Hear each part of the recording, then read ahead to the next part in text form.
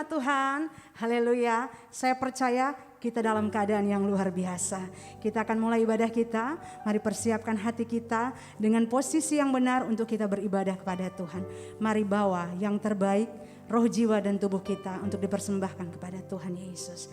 Haleluya, terima kasih Tuhan. Kami tenang bersamamu Yesus.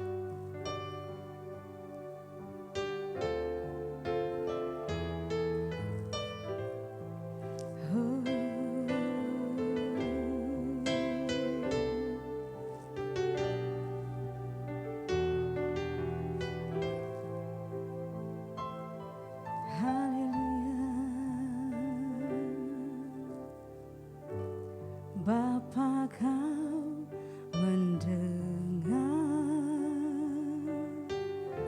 seruan hatiku, tak pernah kau lepaskan dari kasih-Mu. Lewat lembah kelam, kau temani aku. Roh-Mu bekerja selalu untuk kebaikanku.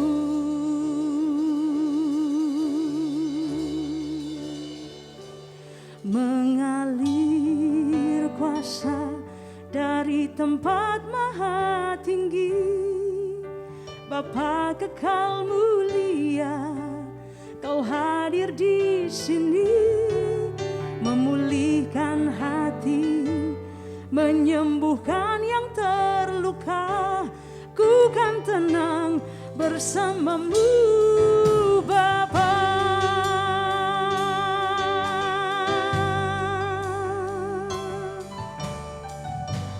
Bapa, kau mendengar seruan hatiku, tak pernah kau lepaskan dari kasih-Mu. Lewat lembah gelap, kau temani aku. Roh-Mu bekerja Tuhan, Roh-Mu bekerja selalu untuk kebaikanku.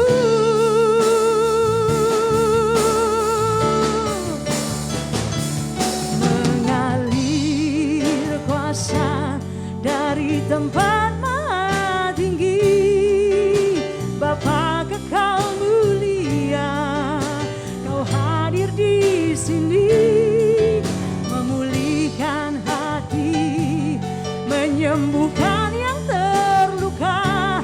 Ku kan tenang bersamamu Bapa.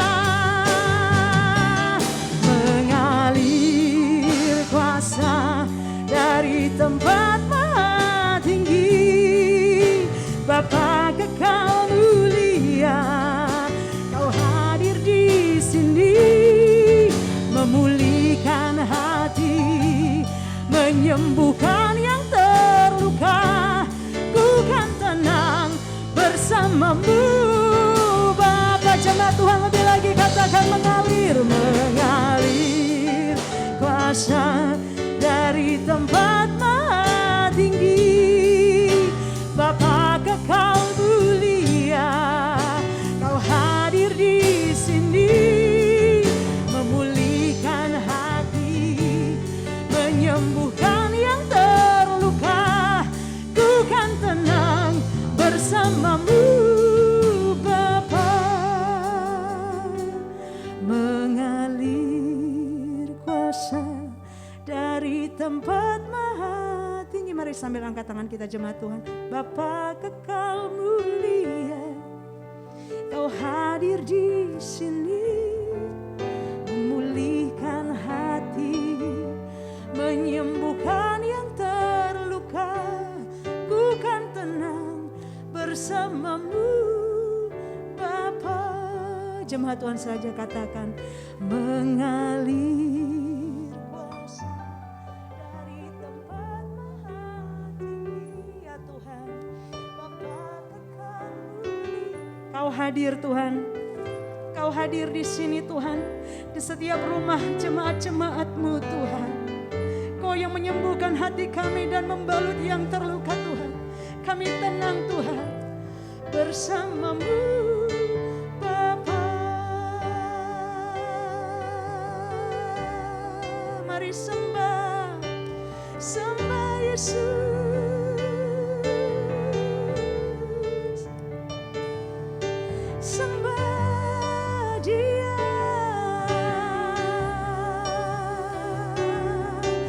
Kami tenang bersamamu Tuhan. Kau gembala kami yang baik, yang membaringkan kami di padang yang berumput hijau, yang membimbing kami ke air yang tenang. Engkau yang menyegarkan jiwa kami Tuhan. Sekalipun kami dalam lembah kekelaman, kami tidak takut bahaya, sebab Engkau beserta dengan kami. Gadangmu dan tongkatmu, itulah yang menghibur kami Tuhan. Kami tenang, kami aman bersamamu Tuhan. Haleluya. Oh, haleluya.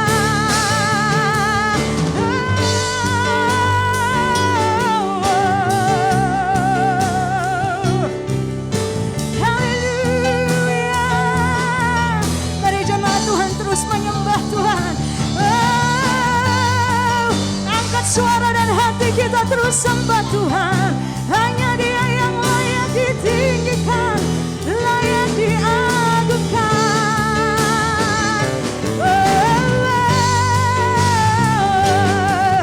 Kinarabaya Shandaria Rabaya Shei, Kinarabaya Shande, Kinarabaya Shei.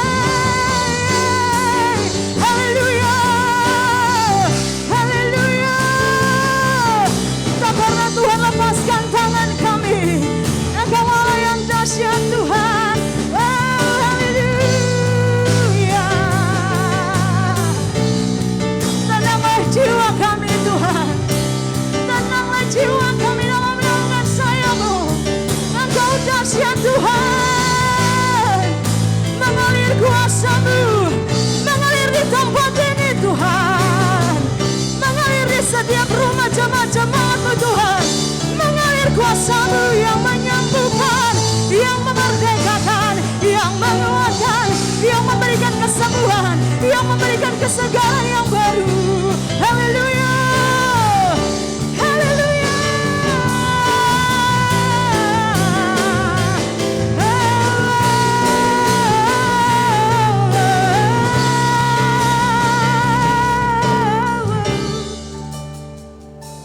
Mengalir kuasa dari tempat maha tinggi. Jemaat Tuhan, Bapa kekal mulia, Kau hadir di sini, memulihkan hati, menyembuhkan yang terluka. Ku kan tenang bersamamu, Bapa. Katakan, ku kan tenang bersamamu, Bapa. Ku kan tenang bersamamu, Bapa.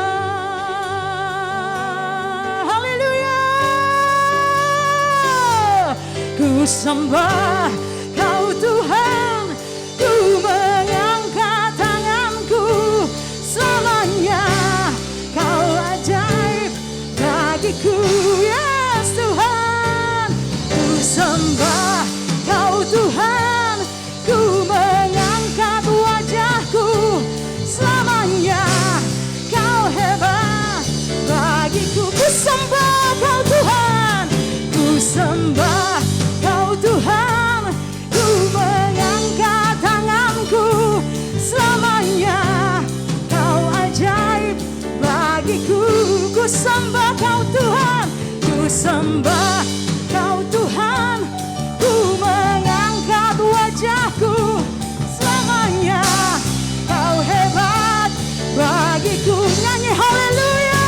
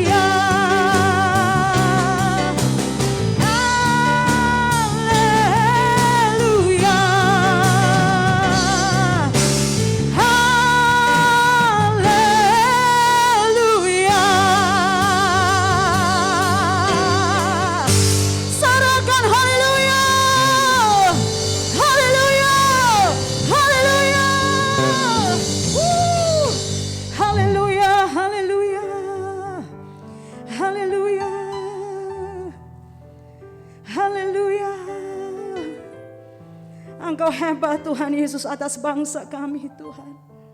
Kami bersyukur penyertaan-Mu sempurna buat Indonesia. Kami percaya hari ini yang terjadi Tuhan, semuanya dalam kendali-Mu Tuhan Yesus Kristus. Kami mengucap syukur Tuhan. Kami percaya ada maksud Tuhan di balik apapun yang terjadi atas bangsa kami Tuhan Yesus. Kami berterima kasih Tuhan buat Indonesia. Biar Indonesia diberkati oleh Engkau Tuhan, oleh karena nama-Mu Tuhan. Kami berkatakan Indonesia sehat, Indonesia kuat, Indonesia makmur Tuhan rakyatnya Tuhan. Indonesia penuh dengan damai sejahtera dari Tuhan Yesus Kristus. Indonesia diberkati dalam nama Tuhan Yesus Kristus. Terima kasih Tuhan.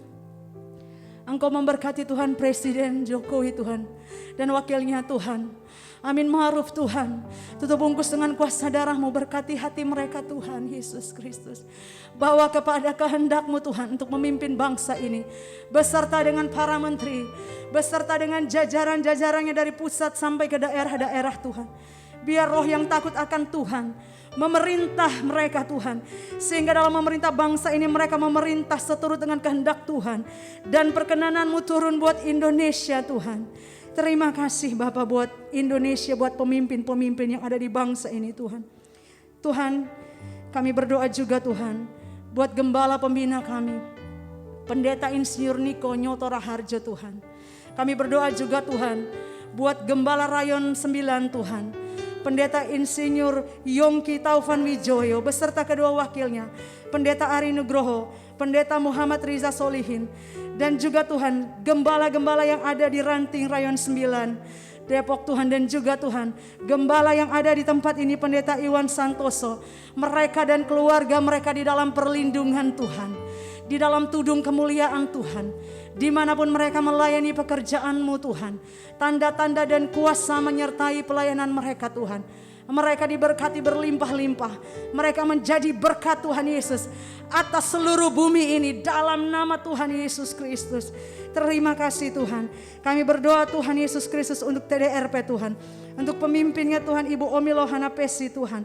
Kau berikan kekuatan dan kesehatan. Beserta dengan jajaran-jajarannya Tuhan. Tutup bungkus mereka dan kuasa darah-Mu. Berikan hikmat kepada mereka Tuhan. Untuk menjadi pengelola Tuhan Yesus. Taman doa rumah pengorbanan Tuhan. Dan kami percaya akan keluar prajurit-prajurit Allah yang gagah perkasa. Yang akan menuai banyak jiwa-jiwa lewat TDRP ini Tuhan. Tuhan, kami bawa juga kota kami, kota Depok Tuhan, dan Gunung Sindur ini ke dalam tangan-Mu Tuhan. Ubahkan atmosfernya menjadi atmosfer sorgawi Tuhan. Kami percaya Tuhan, kota kami diberkati Tuhan. Engkau memberkati air, udara, dan tanahnya. Engkau memberkati pemimpin-pemimpinnya Tuhan. Di dalam nama Tuhan Yesus Kristus. Tuhan, kami berdoa Tuhan, buat setiap jemaat-jemaat-Mu yang ada di rumah Tuhan Yesus yang beribadah Tuhan. Mari jemaat Tuhan angkat tangan kita. Oh riaralabaya syanda. Biar kekuatan dan kesehatan dan kemampuan Tuhan berikan dalam kehidupan mereka Tuhan. Kami percaya hanya Engkau yang menjadi andalan dalam kehidupan kami semuanya Tuhan. Hanya Engkau yang menjadi harapan dalam kehidupan kami semuanya Tuhan. Kami minta kepadamu Tuhan Yesus, jangan lepaskan tangan-Mu dari hidup kami Tuhan. Engkaulah kekuatan kami. Terima kasih Tuhan, biar kami belajar untuk selalu bersyukur hari-hari ini Tuhan. Apapun yang terjadi kami tetap berkatakan bahwa Engkau Tuhan yang baik dalam kehidupan kami. Terima kasih Tuhan, kami serahkan jemaat Curug ke dalam tangan-Mu Tuhan Yesus Kristus. Kami percaya Tuhan punya rencana yang besar untuk jemaat di tempat ini Tuhan. Masing-masing mendapat lawatan Allah di setiap rumah mereka Tuhan. Terima kasih Tuhan, berkati kami Tuhan Yesus. Berkati kami Tuhan yang melayani ibadah pada hari ini Tuhan Yesus. Pengurapan daripada-Mu yang memampukan kami. Demi nama Tuhan Yesus Kristus kita yang mau bersuka cita karena Tuhan, mari sama-sama katakan amin. Haleluya. Saudara yang siap menerima sukacita surga, angkat kedua tangan kita. Haleluya.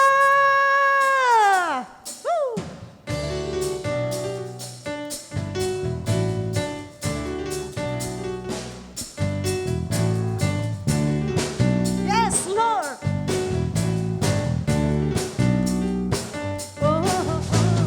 Terima sukacita surga, itulah kekuatan bagi jiwa.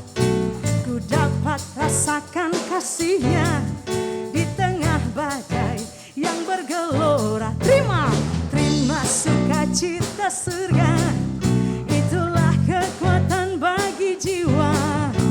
Ku dapat saksikan kuasa-Nya, Dia taklukkan badai yang bergelora.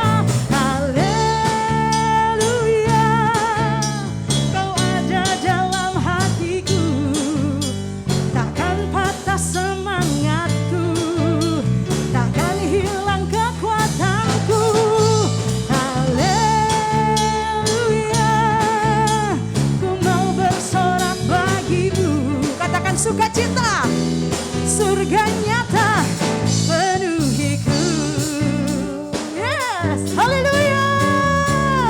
Mari jemaat Tuhan katakan terima sukacita. Terima sukacita surga, itulah kekuatan bagi jiwa. Ku dapat rasakan kasih-Nya di tengah badai yang bergelora. Terima sukacita surga, itulah kekuatan bagi jiwa. Ku dapat saksikan kuasa-Nya, taklukkan badai yang bergelora.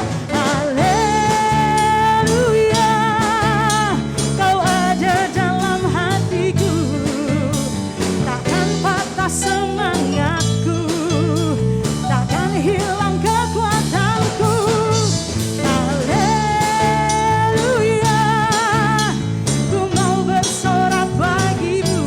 Sukacita surga, haleluya, penuhiku. Mari jemaat lebih lagi. Haleluya, Kau ada dalam hatiku, takkan patah semangat, takkan pernah hilang kekuatan kita.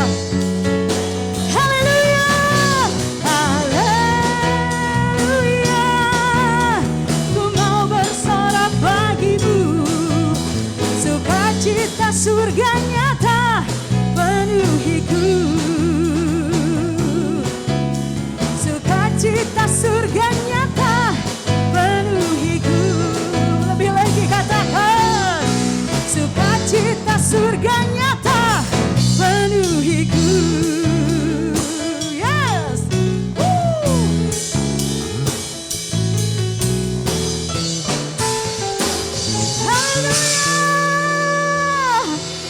bersama-sama dengan Tuhan, kita akan menjadi orang lebih pemenang. Woo!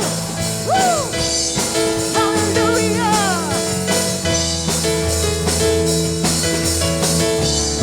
Oh, oh, oh.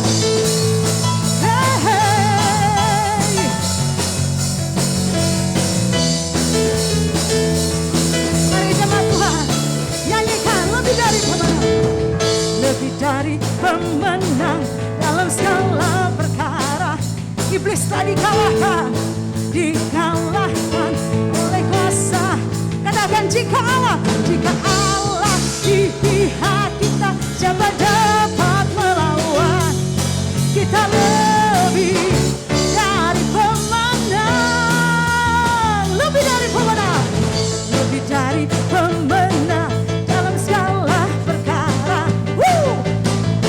Iblis telah dikalahkan oleh kuasa darahnya. Jika Allah di pihak kita, siapa dapat melawan? Katakan kepada kiri kananmu, kita lebih dari pemenang. Haleluya. Kibarkanlah pancinya, Yesus Raja segala raja. Haleluya. Haleluya. Bangkitlah gerejanya, kita lebih dari pemenang. Jemaat Tuhan sorakan. Mari lebih lagi jemaat Tuhan katakan, lebih dari pemenang. Sing, lebih dari pemenang dalam segala perkara. Yes. Iblis tadi kalahkan oleh kuasa darahnya. Jika Allah di pihak kita, siapa dapat melawan? Katakan aku lebih dari pemenang. Mari lambaikan tangan kita. Haleluya. Yesus Raja segala raja. Haleluya.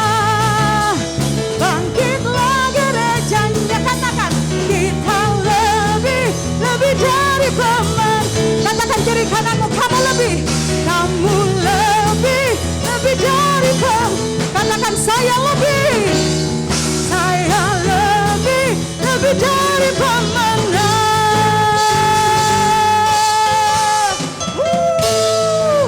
Sorakan haleluya.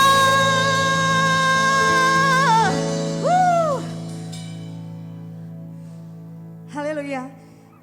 Kita akan memperkatakan arti Pentakosta ketiga, dan setelah itu kita mendengarkan pengumuman dan kita memberikan persembahan. Arti Pentakosta ketiga. 1. Pentakosta ketiga adalah pencurahan Roh Kudus yang dahsyat di zaman ini, melebihi yang terjadi di Azusa Street. 2. Pentakosta ketiga akan mengakibatkan penuaian jiwa yang terbesar dan yang terakhir sebelum Tuhan Yesus datang kembali. 3. Pentakosta ketiga akan membangkitkan generasi Yeremia, yaitu anak-anak muda yang dipenuhi Roh Kudus, cinta mati-matian kepada Tuhan Yesus, tidak kompromi terhadap dosa, dan akan bergerak untuk memenangkan jiwa. 4. Pentakosta ketiga lahir di Indonesia yang bergerak ke bangsa-bangsa. Gerakan ini dari timur ke barat dan akan kembali ke Yerusalem.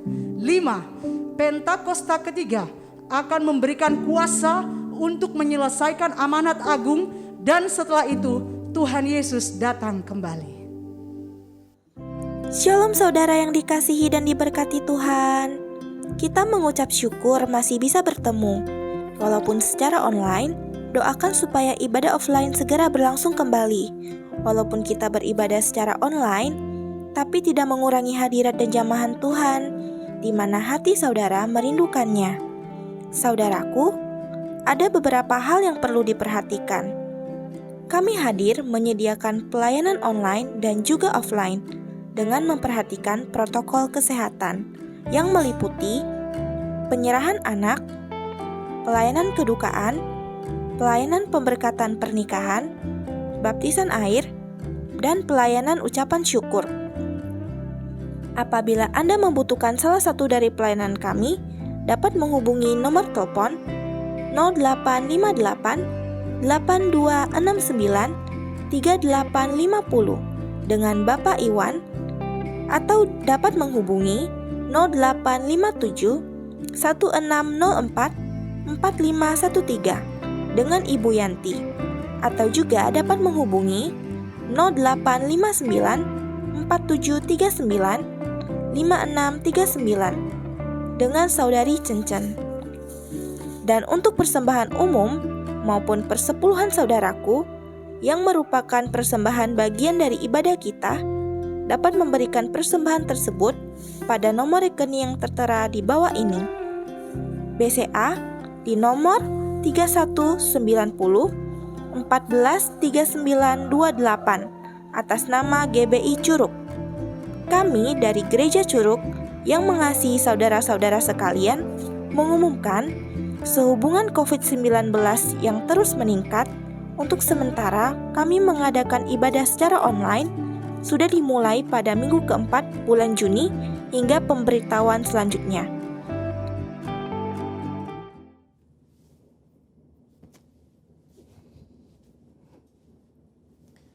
Shalom saudara, saya berdoa kita semua baik dalam lindungan Tuhan. Saat ini kita sedang berada di era postmodernism, di mana salah satu cirinya ialah pendapat pribadi dianggap sebagai hal yang harus diperhatikan dan didengar, sehingga hal tersebut mendapat tempat prioritas dalam kehidupan seseorang. Apa yang dahulu dipercaya dan diajar sebagai sebuah kebenaran, kini dikritisi dan dipertanyakan. Akibatnya, kebenaran atau fakta menjadi sebuah hal yang relatif, dan orang akan cenderung mengutamakan dan mempercayai apa yang dia ingin percayai menurut perasaan dan keinginan hatinya. Begitu pula jika kita membahas mengenai persoalan gender dan LGBTQ. Hal-hal mengenai moralitas dan seksualitas yang sudah dipegang dan dipahami sejak lama, kini dipertanyakan dan diabaikan serta dianggap sebagai sesuatu yang salah dan tidak relevan. Tentu saja pandangan yang menyatakan bahwa setiap orang benar dan bebas melakukan apa yang ia inginkan menurut keinginan dan perasaannya adalah tidak benar. Nah, Voice of Pentecost hari ini adalah seri pertama dari seri Gender Identity Challenge dan LGBTQ. Gender identity adalah identitas jenis kelamin di mana seseorang dapat mengerti dan meyakini jenis kelaminnya berdasarkan organ seksualnya, dan menjalani kehidupannya sebagai seorang individu berdasarkan organ seksual bawaan lahir yang telah Tuhan anugerahkan. Jika sejak awal penentuan gender identity-nya sudah benar, maka jika terjadi preferensi seksual yang menyimpang seperti LGBTQ dapat ditangani. Namun jika penentuan gender identity-nya sudah salah, maka preferensi seksualnya pun pasti akan jadi salah. Pandangan yang beredar saat ini ialah bahwa seseorang bisa dan berhak untuk menentukan gender identity-nya sendiri. Bukan berdasarkan organ reproduksi seksualnya, namun berdasarkan perasaan dan keinginan sendiri. Jadi, bisa saja seorang pria yang secara biologis adalah laki-laki, namun karena ia merasa dan menyatakan dirinya sebagai wanita, maka ia dipanggil perempuan dan menggunakan fasilitas umum yang digunakan oleh wanita. Bahkan memiliki ketertarikan dan hasrat seksual terhadap seorang pria. Begitu pula sebaliknya. Pandangan ini telah diterima luas dan dilindungi di berbagai negara. Sehingga segala sesuatu yang berhubungan dengan seksualitas, gender identity, dan penyimpangan preferensi seksual termasuk LGBTQ harus diterima dan bukan merupakan sebuah kelainan. Namun bagaimana menurut Alkitab? Alkitab memandang LGBTQ merupakan penyimpangan seksual yang adalah dosa di mata Tuhan. Kejadian 1 dan 2 menunjukkan bahwa Tuhan menciptakan gender identity laki-laki dan perempuan berdasarkan organ reproduksi seksualnya, bukan lewat feeling dan keinginan manusia.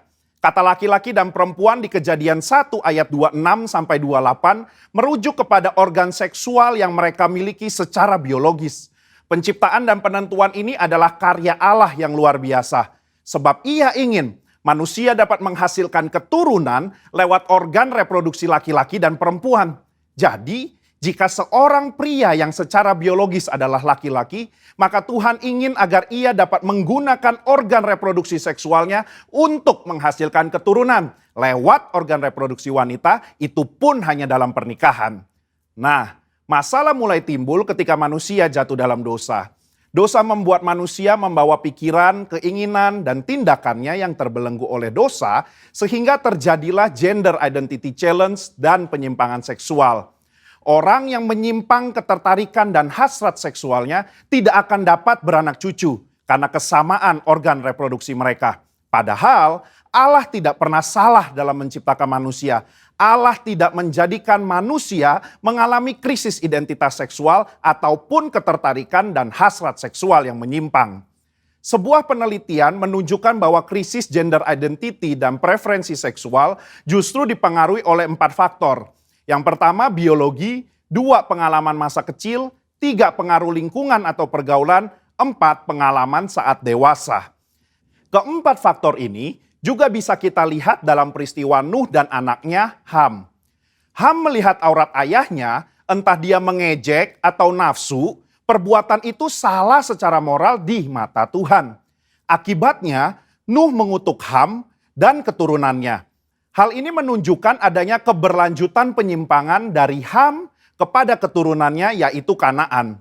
Selanjutnya kita melihat bahwa Kanaan dan orang-orang yang mendiami tanah Kanaan memiliki penyimpangan seksual juga. Apa yang terjadi di Sodom dan Gomora di tanah Kanaan dalam Kejadian 19 menunjukkan penyimpangan seksual yang parah dan bahkan sudah mempengaruhi Lot dan kedua anak perempuannya. Lot menganggap hal wajar untuk memberikan kedua anak perempuannya untuk dipergunakan secara seksual oleh kerumunan massa. Dan kelak di dalam pelarian mereka, kedua anak perempuannya pun menganggap normal untuk memiliki anak dari ayah mereka sendiri. Yang akhirnya menghasilkan bangsa Moab dan Amon yang juga akan dihukum Tuhan karena kejahatan yang bangsa ini lakukan. Kesimpulannya, gender identity merupakan hal yang penting dalam diri seseorang. Di mana gender identity tidak ditentukan lewat perasaan dan keinginan hati, melainkan lewat organ reproduksi seksual yang telah Tuhan berikan saat seseorang dilahirkan. Tidak ada orang yang lahir dengan keadaan atau hasrat seksual menyimpang seperti LGBTQ. Seolah-olah Tuhan telah membuatnya demikian. Tuhan tidak pernah salah di dalam menciptakan manusia. Justru dosalah yang membuat manusia membawa pikiran, keinginan, dan tindakannya pada keputusan yang salah.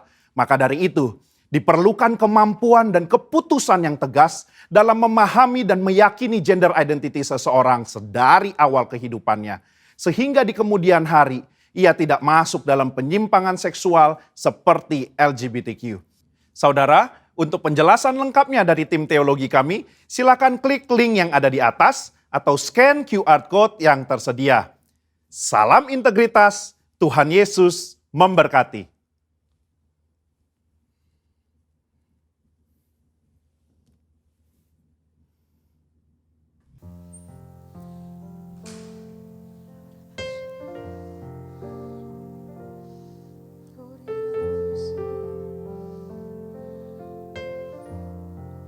Bila engkau tak besertaku,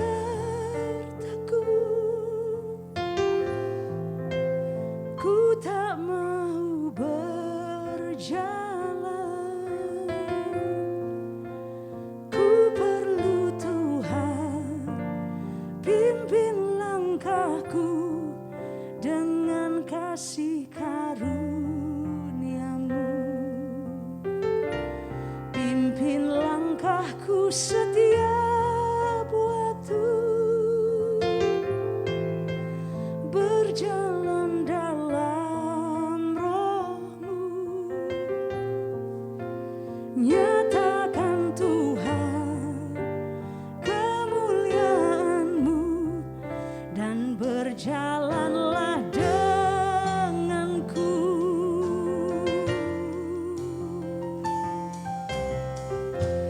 Bila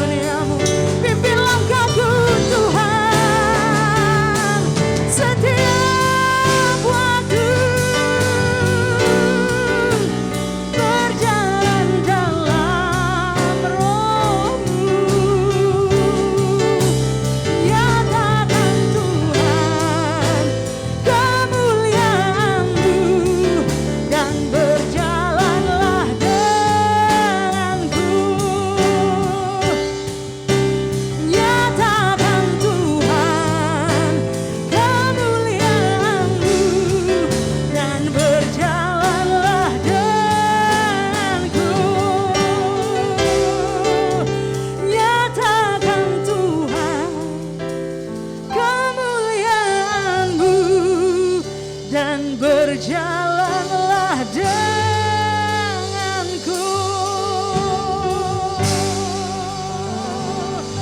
Haleluya,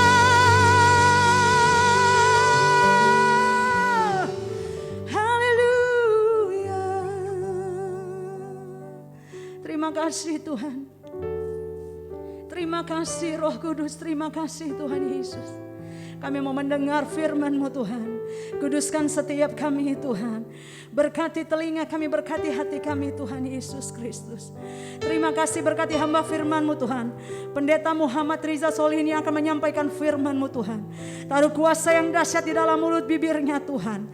Di dalam nama Tuhan Yesus Kristus. Biar yang disampaikan adalah kebenaran firman-Mu yang dahsyat dan berkuasa Tuhan. Tutup bungkus hamba-Mu dengan kuasa darah-Mu Tuhan. Demi nama Tuhan Yesus Kristus, kita yang siap untuk diberkati oleh firman Tuhan. Mari sama-sama katakan, amin. Haleluya.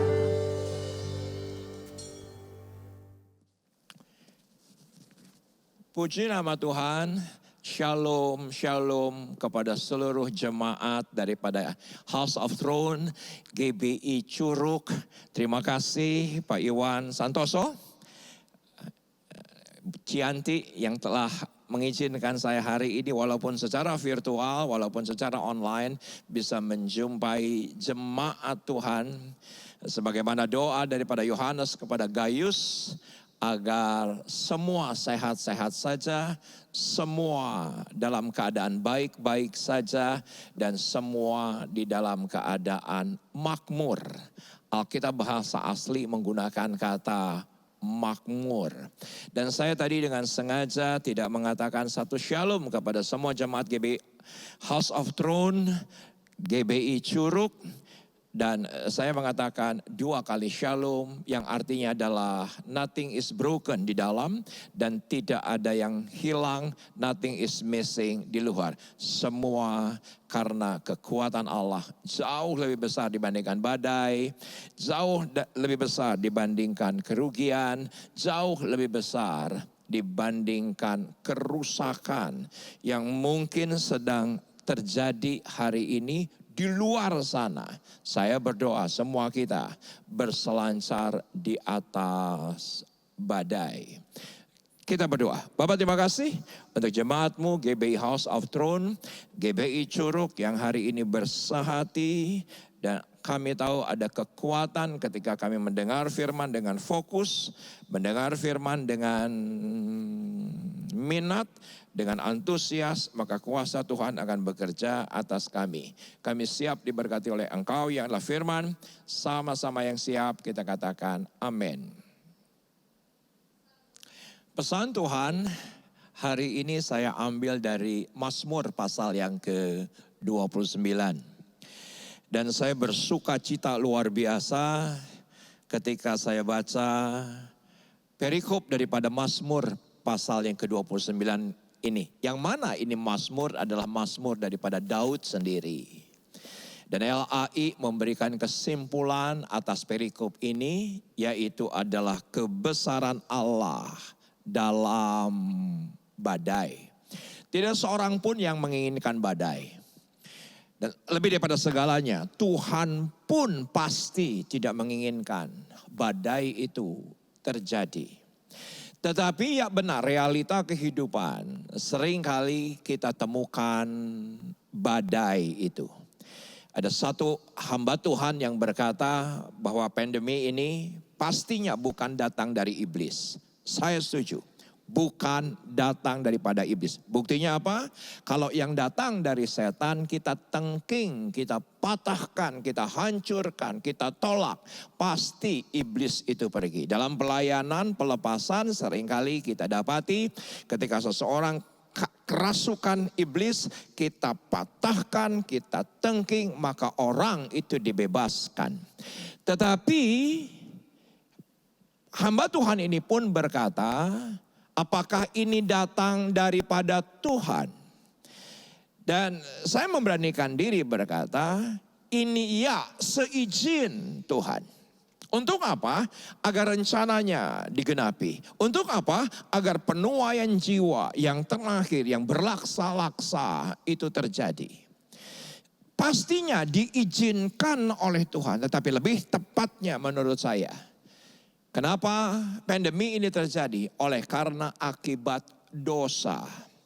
Ya, gereja tidak berdosa, tetapi bagaimanapun juga efek tidak langsung juga diizinkan Tuhan untuk kita ada di dalam badai itu sendiri. Tidak seorang pun yang menginginkan dalam hidupnya badai terjadi, tetapi toh Tuhan izinkan sesuatu yang menakutkan terjadi hari ini. Kita akan lihat dan saya yakin ada kekuatan yang luar biasa karena bagaimanapun kebesaran Allah dalam badai. Kita akan lihat ayat yang ke-10. Saudaraku, ayat yang ke-10 ini sering kali dikutip kalau di awal tahun.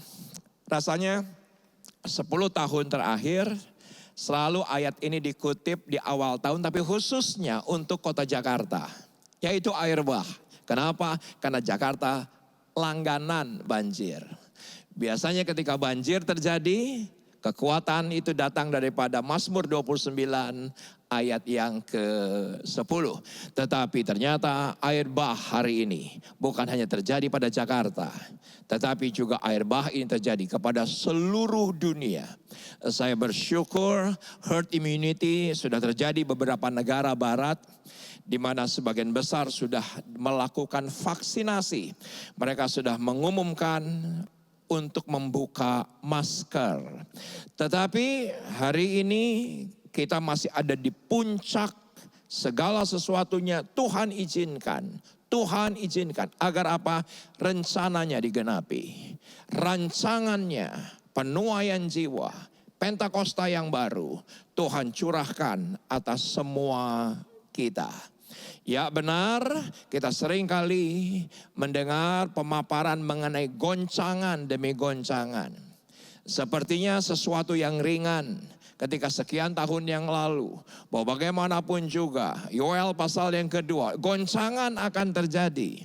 Tetapi ketika ya benar, generasi ini yang mengalami goncangan, betapa beratnya itu yang namanya badai. Betapa beratnya itu yang namanya air bah itu sendiri. Nah tetapi ada sesuatu yang menarik yang Tuhan izinkan dalam kehidupan kita. Karena bagaimanapun juga saya berkata bahwa ya benar kita hidup dalam 3 kurun waktu. 3 kurun waktu, yaitu adalah past, yaitu adalah present, dan yang ketiga yaitu adalah future. Kita tidak bisa kembali kepada past, tapi kita bisa belajar apa yang Tuhan sudah kerjakan di masa lalu. Tapi hari ini present adalah pandemi. Dan future, saya begitu yakin, hari depan yang penuh dengan harapan. Tetapi oleh karena anugerahnya, saya berbicara di banyak kesempatan bahwa future is present. Future is present. Justru masa pandemi ini, banyak hal dalam kehidupan kita, justru masa depan menjadi masa kini. Contoh, dunia kedokteran. Tidak seorang pun yang memimpikan dokter itu tatap layar. Tapi sekarang terjadi tatap layar, bukan sekedar tatap muka. Seorang dosen tidak menginginkan yang namanya tatap layar dengan pasiennya. Pasti ingin tatap muka, ingin bersentuhan, tahu gestur daripada pasiennya. Tetapi diizinkan ternyata harus secara virtual. Saudaraku, itu menarik masa depan menjadi masa kini. Dan gereja oleh karena pandemi ini juga dipaksa di dalam badai, dipaksa di dalam air bah ini, dipaksa sedemikian rupa. Untuk apa? Future is present. Kita harus hybrid. Beberapa waktu yang lalu kami ibadah onsite tetapi tetap online. Dan saya tahu persis bagi gerejanya yang fokusnya benar, yang fokusnya tepat, yang imannya sedemikian rupa Tuhan bawa dalam kedewasaan, kita justru akan berselancar di atas badai. Mazmur 29 ayat yang ke-10, demikian firman Tuhan. Tuhan bersemayam di atas air bah. Sebentar, sampai di sini dulu. Kenapa? Karena seringkali kita mendengar bahwa Tuhan bersemayam di atas tahtanya. Kayaknya jauh banget. Kita yang ada di bumi, Tuhan yang ada di sorga, Tuhan bersemayam di atas tahtanya di sorga. Kayaknya jauh banget. Seringkali juga kita mendengar bahwa Tuhan bersemayam di atas pujian kita. Ya, di atas pengagungan, di atas kebesarannya dia bersemayam, dia tinggal. Dan kita undang dia dengan pujian kita, dengan penyembahan kita. Tapi hari ini, sekiranya Anda sedang isolasi mandiri, hari ini, sekiranya Anda kehilangan pekerjaan, hari ini, mungkin ada cutting di mana-mana, ada pemotongan di mana-mana. Karena ya, penerimaan gereja tidak sama seperti sebelumnya. Penerimaan keuangan kita tidak sama seperti sebelumnya. Tapi ternyata ayatnya bilang bahwa Tuhan bersemayam di atas air bah. Tuhan bersemayam sebagai raja untuk selama-lamanya. Dan semua kita mengerti raja adalah seseorang yang berotoritas. Kita mengerti raja adalah seseorang yang penuh dengan kuasa. Dan ternyata Tuhan kita bukan Tuhan yang jauh, yang ada di atas sana bersemayam. Tapi ternyata Tuhan kita bersemayam di atas badai. Anda harus highlight ini dan ketik sekarang, imani, percaya. Kita punya understanding faith, kita punya iman dengan pengertian penuh bahwa Tuhanku, Rajaku ada di atas air bah, di atas badai. Nah, badai ini atau air bah ini seringkali juga ditafsirkan sebagai penghukuman, Dan beberapa hamba Tuhan dan saya setuju oleh karena dosa, Tuhan izinkan agar rencananya digenapi. Agar oleh karena dosa, dunia datang kepada Sang Penebus, Raja di atas segala raja. Apa itu air bah? Menurut saya air bah itu adalah sesuatu yang besar, yang melampaui kemampuan kita. Dan datangnya tiba-tiba. Ada banyak hamba Tuhan yang memperingati ketika Pentakosta yang baru itu akan datang, ketika penuaian jiwa itu datang, itu sebelumnya akan disertai dengan goncangan demi goncangan. 2019, 2018 saya sudah dengar itu, tetapi kita tidak pernah bisa menyangka secara tiba-tiba awal 2020 air bah itu melanda dunia. Bukan hanya Jakarta yang setiap tahun, awal tahun langganan banjir. Tetapi ini air bah tiba-tiba.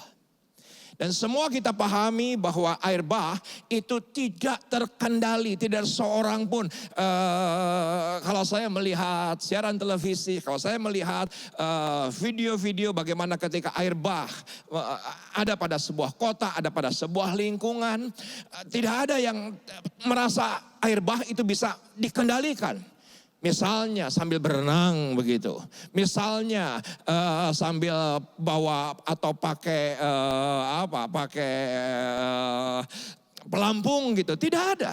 Semuanya tidak terkendali. Bahkan air bah itu menghasilkan kerugian-kerugian. Saya tidak mau menghitung apa yang terjadi dengan pandemi ini selama 1,5 tahun. Tetapi kerugian-kerugian. Dan bukan hanya bisnismen menurut saya, gereja juga ngalami. Dan banyak orang juga datang kepada saya. Pak Pendeta tolong dong doain. Saya lagi susah dalam hati saya. Dia pikir dia doang yang susah, saya juga susah. Mungkin ada beberapa orang yang berkata kepada saya, Pak Pendeta tolong doakan dong saya. Saya mengalami kerugian demi kerugian. Saya dalam hati, emang dia pikir dia doang yang mengalami kerugian, saya pun mengalami kerugian. Tetapi apa arti daripada air bah yang ketiga? Yaitu adalah ketidakpastian. Ketidakpastian, ya kita temukan ketidakpastian. Kita temukan ketidakpastian. Belum selesai varian Alpha. Tiba-tiba ada varian Delta dan sekarang ada varian Kappa. Saudaraku, saya nggak ngerti lah itu semua. Saya nggak ngerti itu semua. Saya nggak ngerti itu semua. Tetapi biarlah fokus kita itu benar. Fokus kita itu tepat adanya. Kenapa fokus kita harus tepat? Karena dengan itulah kita bisa menang bersama dengan Yesus, Raja di atas segala raja, bersemayam di atas badai atau air bah. Saudaraku, saya temukan dari seorang yang, maaf, hamba Tuhan yang sedang isolasi mandiri, sahabat saya tidak mau sebutkan namanya. Tetapi dia posting di hari yang sama ketika dia didapati antigennya positif. Saudaraku, dia posting ada satu kalimat yang memberkati saya mengenai kata patient.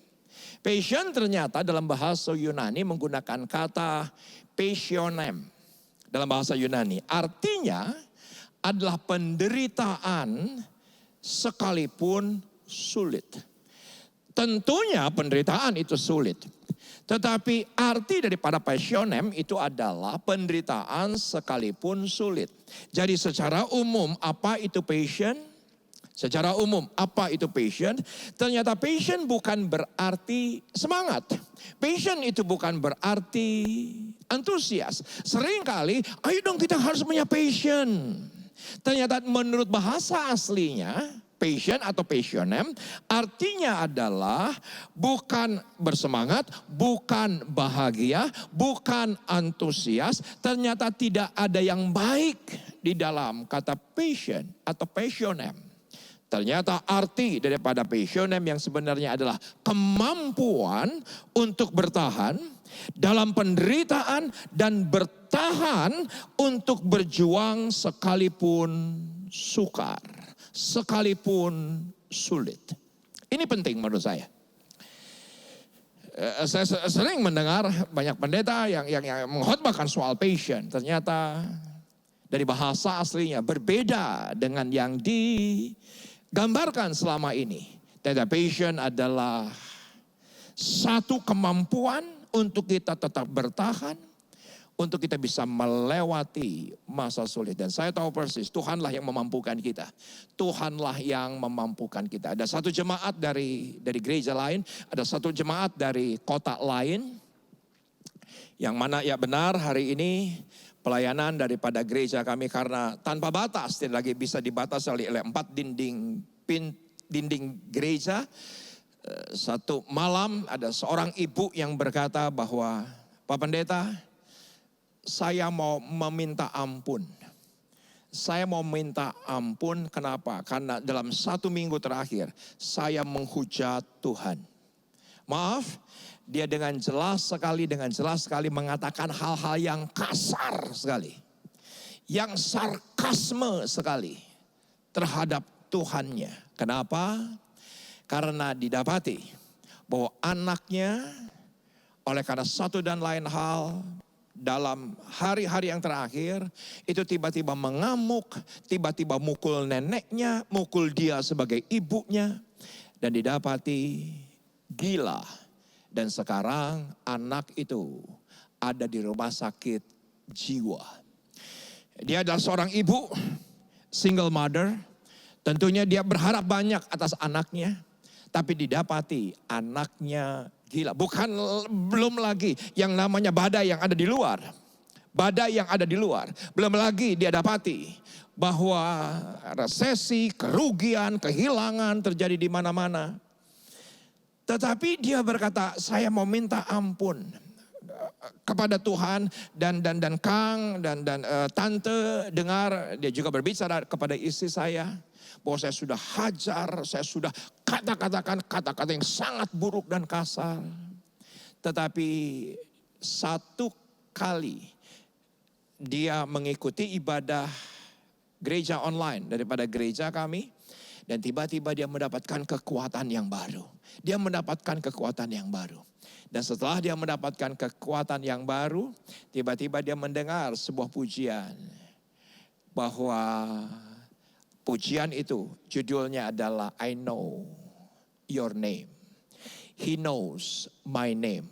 Dan ketika dia pujikan itu di rumahnya, dan apa yang terjadi? Ada kekuatan yang baru. Ada kekuatan baru. Dia bilang begini, anak saya hari ini ada di rumah sakit jiwa. Saya hari ini tidak punya pekerjaan. Hari ini saya tidak punya penghasilan. Tapi saya bersemangat bersama dengan Tuhan. Bersemangat bersama dengan Tuhan. Saya pasti bisa melewati penderitaan yang sulit ini. Saya bisa menang karena dia tahu nama saya. Menurut saya itu berkat. Menurut saya itu adalah iman. Menurut saya itu adalah satu sikap di mana kita harus ambil hari ini passion, yaitu adalah tekad untuk tetap berjuang, untuk kita bisa lewati bersama dengan orang yang kita kasihi, melewati badai ini. Fokus yang salah, ketika kita fokus kita adalah badainya. Ketika fokus kita adalah gunungnya, Yesus memberikan satu gambaran itu di Markus pasal yang ke-11. Saudaraku, ketika fokus kita salah, itu akan membangun kecemasan dan ketakutan dalam kehidupan kita. Maka dalam beberapa hari yang terakhir ini saya sudah tidak lagi baca mengenai apa saja di online news. Saya beberapa hari ini sudah tidak lagi nonton berita-berita yang ada di stasiun TV nasional.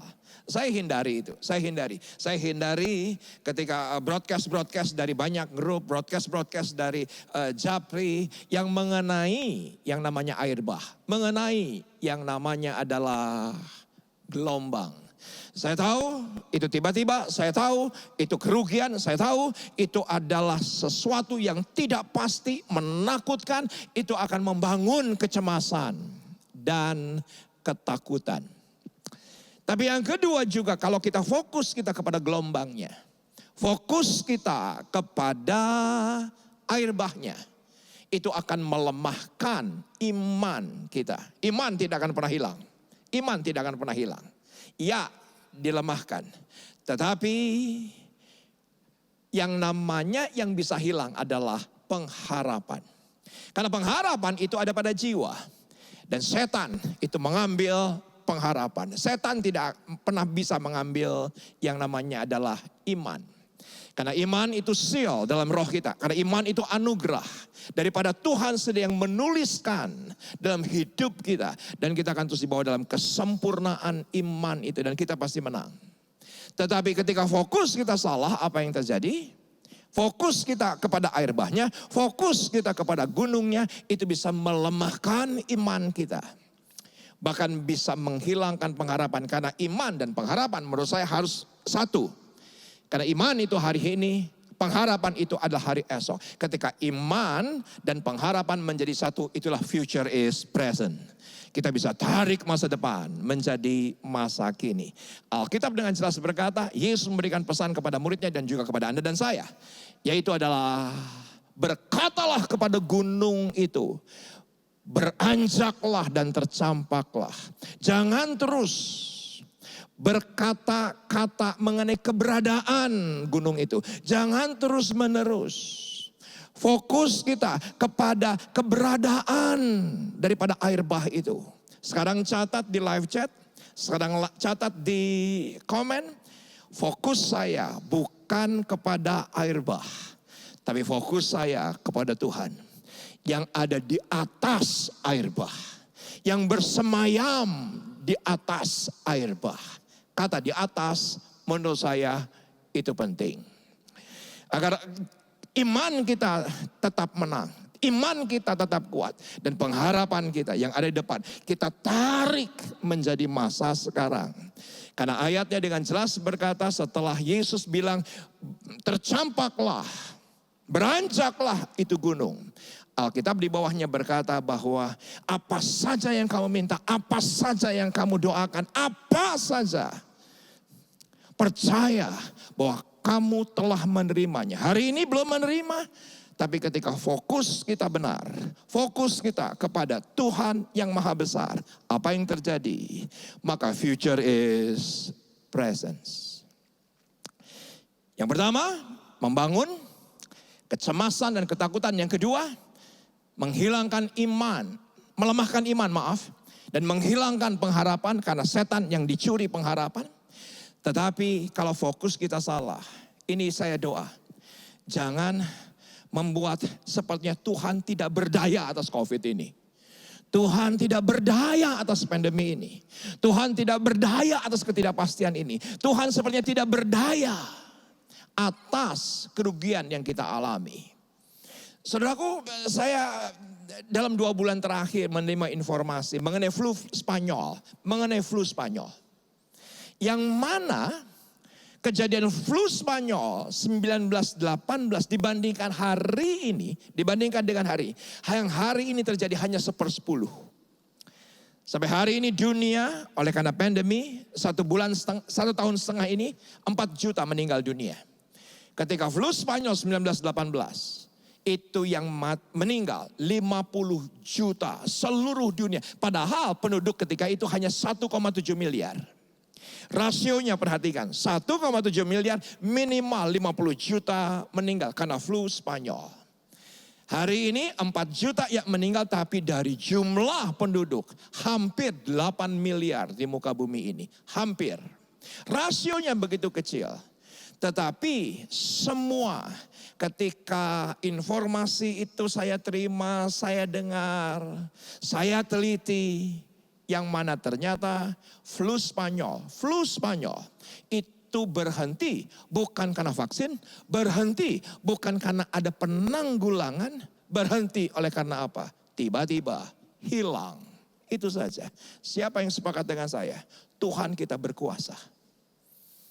Ini bukan kejadian pada zaman Musa. Ini bukan kejadian pada zaman Paulus. Ini bukan kejadian pada zaman Yeremia. Ini pada zaman 1918 yang mana tiba-tiba 1920 hilang. Dan semua berkata ini karena alam. Siapa yang sepakat dengan saya bahwa Tuhan berkuasa atas alam?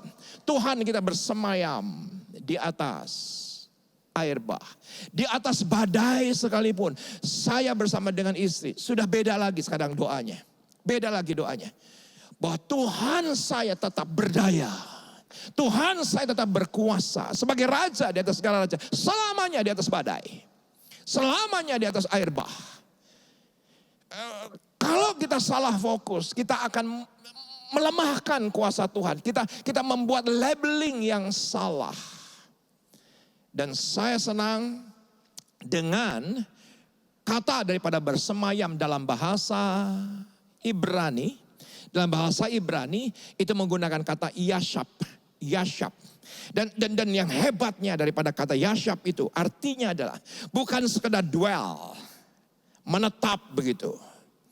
Atau tinggal, stay begitu. Bukan sekedar yang namanya adalah sit down, duduk begitu. Tetapi ada satu arti yaitu adalah marry, yaitu adalah menikah. Saudaraku, Tuhan kita di atas segalanya. Tuhan kita duduki itu yang namanya air bah. Duduki itu yang namanya gelombang. Duduki itu yang namanya adalah ketakutan. Duduki itu yang namanya adalah kerugian. Saya berdoa agar fokus kita menang. Iman kita juga benar di hadapannya. Saudaraku, slide yang terakhir dari saya. Perhatikan ini. Bahwa fokus yang benar membuat kita berselancar di atas badai. Saudaraku, terus terang, ini bukan yang datang dari saya. Tetapi ketika ada seorang hamba Tuhan, seorang sahabat yang sedang dipakai Tuhan hari ini. Dia berkata bahwa apa yang terjadi pada beberapa gereja. Dan maaf dia memang menyebutkan gereja kami. Di mana dikatakan justru dalam pandemi ini, di tengah-tengah badai ini, di tengah-tengah air bah ini. Gereja yang fokusnya bukan kepada badainya. Justru mendapatkan gelombangnya dan berselancar di atas badai. Ini doa saya, ini doa saya. Saya tahu persis, Elia manusia biasa. Elia manusia biasa. Kita juga manusia biasa. Yang jadi masalah adalah kenapa, pertanyaannya, apa yang dialami Elia tidak terjadi pada kita. Saya begitu yakin karena fokusnya. Fokus yang benar akan membuat kita berselancar. Ini ada gelombang, ya benar. Tapi bersama dengan Tuhan kita berselancar di atas badai. Tuhan Yesus memberkati. Izinkan saya berdoa. Bapak terima kasih. Kami bersyukur untuk kekuatan yang luar biasa, kekuatan yang ekstra. Ada satu passionem yang Tuhan anugerahkan dalam kehidupan kami. Untuk kami tetap bertahan, jaga prosedur kesehatan. Di hari-hari yang tidak pasti ini, yang mengalami banyak kerugian ini. Tapi kami mau tetap bertahan bersama dengan Tuhan. Bersama dengan Tuhan, duduk di atas air bah, duduk di atas badai. Dan kami percaya Engkau akan membawa kami keluar lebih daripada pemenang. Berkat-Mu atas gerejamu, berkat-Mu atas kami. Dalam nama Yesus, Raja di atas segala raja. Amin. Mari saudara-saudara kekasih dalam Kristus Yesus, kita akhiri ibadah ini, kita angkat tinggi-tinggi tangan kita dua-duanya, arahkan hati Bapak surga, pulanglah dan terimalah kasih karunia damai sejahtera, hidup penuh dengan berkelimpahan, berkemenangan dari Allah Bapa dalam Yesus Kristus, penghiburan, kekuatan pimpinan, penyertaan dari Roh Kudus atas kita semua, mulai hari ini hingga Maranatha. Tuhan Yesus jemput kita semua di awan-awan permai. Kita yang percaya sangat diberkati Tuhan dengan berlimpah-limpah. Sama-sama katakan, amin.